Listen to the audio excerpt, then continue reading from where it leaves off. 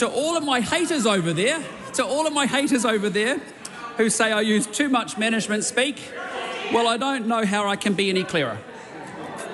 What I would say to you is that we have some big goals to chunk down so that we can grip up the deliverables and benchmark our KPI targets, and I make no apologies for that. And you've got to wonder, what are they doing over there each and every day? Now, Mr. Speaker, if Labor was in charge of Santa's workshop, I can tell you the elves would be charging consultants' fees.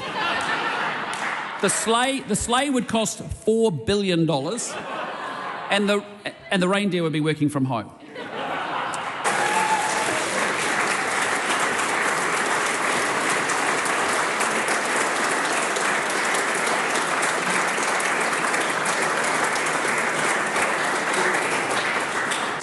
Mr. Speaker, the most revealing thing about that speech was who didn't stand up for the Prime Minister's contribution. But, Mr. Speaker, I did see on Facebook this morning a very cruel meme which compared the Prime Minister to the captain of the Titanic. And I actually thought, hang on a minute, that's really, really unfair. The captain of the Titanic had a ship, which this government hasn't. He also had a crew that were loyal and followed all of his instructions. This Prime Minister doesn't have that either. But actually, I think the most appropriate movie to compare this government to is Back to the Future, because that seems to be where they are taking the country. Let's catalogue the decisions they've taken this year, starting with the $2.9 billion tax cut they gave to landlords whilst cutting the support for first home buyers. Repealing smoke-free legislation while giving over $200 million in tax breaks to tobacco companies. Cancelling the inter-island ferries with no viable replacement strategy.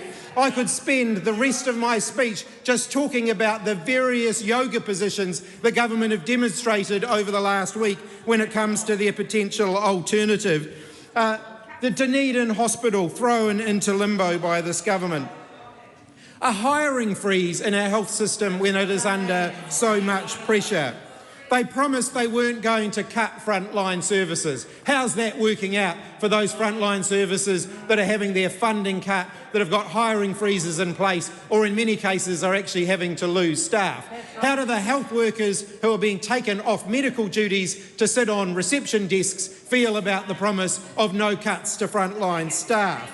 They promised that they weren't going to borrow for tax cuts. How's that one working out for the government's accounts as the level of borrowing increases by the day? They forgot the cancer patients in this year's budget, one of the most reprehensible things this government have done. And then, of course, there's the way they treated the entire disability community. When confronted with the reality of their cuts, their first decision was not to back down, but to attack the people who care for those with disabilities and accuse them of rorting the system.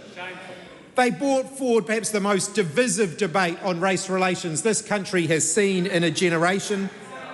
They've seen record numbers of New Zealanders in this past year giving up and leaving the country.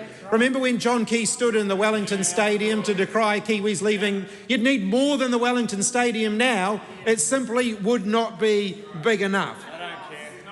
They're reviewing the gun laws brought in after the March 15 terrorist attack, and that's after they cut support for all of those victims.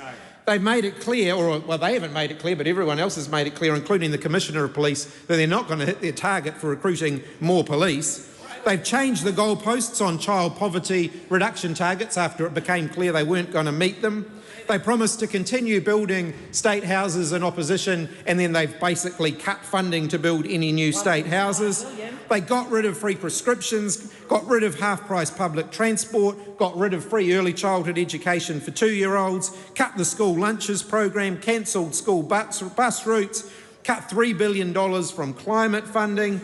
The list could go on, but actually one of the damage they've done to the building and construction industry deserves particular mention. And I want to mention, as we head into Christmas, the 13,000 people in that industry that have lost their jobs in the last year because of the decisions of this government. stopping state house builds, cancelling school upgrades, cancelling hospital upgrades, even putting roading projects on hold while they figure out what they want to do instead. All of that has ground the building and construction industry in New Zealand to a halt.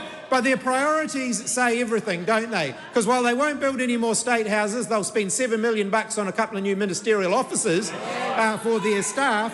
And of course, then they've got their driver's tax. What happened to Nicola Willis's problem of no new taxes? Oh, that sort of seemed to disappear pretty quickly. The driver's tax being one of the first ones. Day by day, Kiwis see fees, levies and other taxes being increased by this government that said that it was going to reduce the cost of living pressures on Kiwi families. Then, of course, we've got the lowest minimum wage increases in some time, less than the rate of inflation. But I guess that's what you get from a government that calls working New Zealanders losers and a Prime Minister that thinks that those on low incomes are bottom feeders. Mr Speaker, they cut the pay equity task force because they don't think women should earn the same amount of pay as men for the same amount of work. 22,000 more New Zealanders on a job seeker benefit under this government.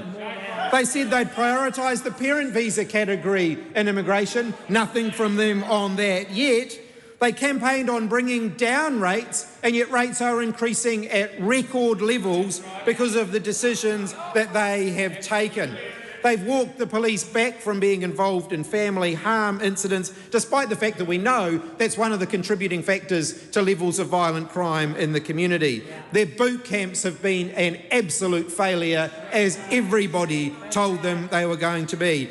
Remember Nicola Willis campaigning on the app tax and saying how horrible it was and how it was going to crush the economy? Turns out that's quite a good idea now that they're in government and they're happy to claim the extra revenue from that. Finally, to all of the whānau and families of all MPs who make huge sacrifices, and well, his family makes a sacrifice every day just for being his family, but to all of our families who make enormous sacrifices for us to do the jobs that we do, a very warm thank you to all of you. I hope you get a fantastic Christmas break. Unfortunately, though, this government leaves anyone with a heart feeling pretty bloody heavy.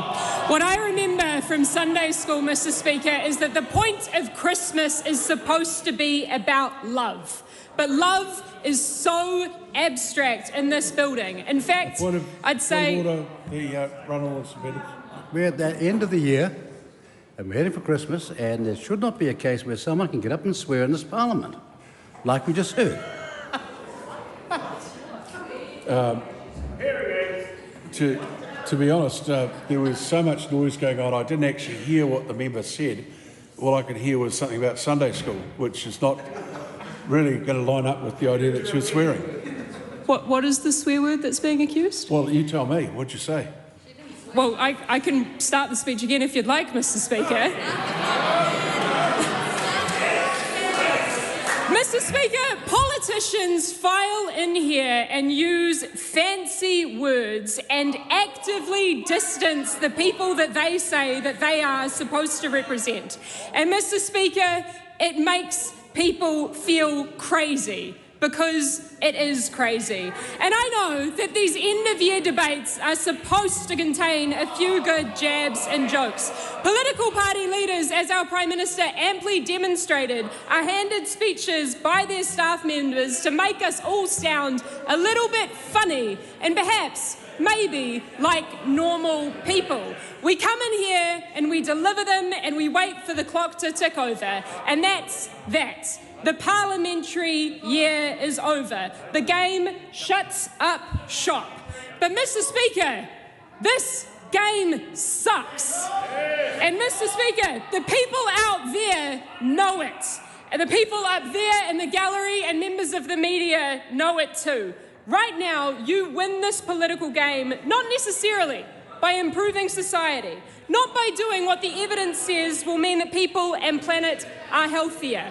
Right now, you win the rules of this game by getting the most media cut through, by dominating the headlines, by saying the most outrageous and at times offensive things. while the Prime Minister made promises in here about how those horrors will never happen again, out there in the real world, his government's decisions to limit access to emergency housing meant that 2 young people were sleeping rough on the street.